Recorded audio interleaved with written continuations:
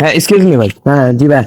দেখে তো মনে হচ্ছে পরীক্ষা দিয়ে আসছেন মনে জি হয়। ভাই আমি পরীক্ষা। কোশ্চেন ভাই একটু কোশ্চেন দেন তো। কোশ্চেন পরে ভাই, আগে আদব কায়দা। তো আপনার কোশ্চেনটা দেওয়ার আগে যখন আপনি গেলেন, খাতা পেয়ে আপনি স্যারকে কি বলেন একটু যদি বলতেন। না ভাই, সেমন তো কোনো বিষয় না, আমরা বড় ভাই, আমাকে দেখে সবাই শিখবে। এজন্য সর্বপ্রথম আমি স্যারকে জিজ্ঞেস করি, স্যার বিষয়টা কি লিখবো? মানে আপনি পরীক্ষার বিষয়টা কি লাগবেন বাসা থেকে আগে তো জেনে যান না? না, না। প্রয়োজন মনে করেন না? আপনি যেহেতু অনেক ভালো প্রশ্ন উত্তর দিচ্ছেন, তো আপনি সায়েন্সে না? ভাই আমি সায়েন্সে। কি পরীক্ষা ছিল ভাই? না পরিণতি।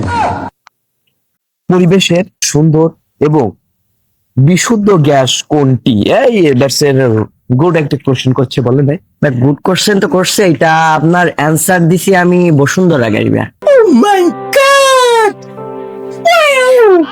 সবচেয়ে নিরাপদ। নেক্সট কোশ্চেন হচ্ছে থাইল্যান্ড কোথায় অবস্থিত? শাবাশ কোশ্চেন ভাই, এটা যদি বলেন। ভাই এইটার উত্তর হবে খুলনা মহানগরীতে 14 নম্বর গলিতে সাদিয়ার মায়ের বাড়ির পিছনে। সাদিয়ার মায়ের বাড়ির পিছনে থাইল্যান্ড অবস্থিত। শাবাশ দর্শক, সুন্দর কিন্তু একটা প্রশ্নের আনসার দিল, সাদিয়ার মায়ের বাড়ির পিছনে থাইল্যান্ড অবস্থিত। ও ভাই জিনিয়াস ভাই, ইউর রাইট ভাই। আপনার মতো একটা ছেলে যদি থাকে, এটা আপনি কি আর ও আপনার মতো যে ছেলে মেয়ে দুটো একটা এরকম পরীক্ষা দেয়, বাংলাদেশের উন্নতি একেবারে হয়ে যাবে মনে করেন। দেশ আর দেশ থাকবে না।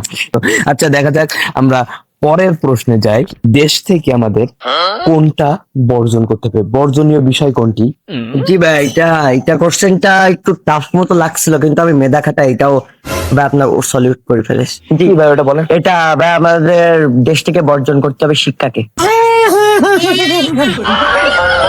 ঠিক থাকে। জিনিয়াস ভাই। ও দর্শক, সুন্দর কিন্তু একেবারে ভাই। এমন পরীক্ষা দিচ্ছে, এরকম পোলাপান যদি ঘরে ঘরে থাকে, দেশের উন্নতি, আমাদের দেশ কিন্তু একেবারে বাইরের দেশে চলে যাবে।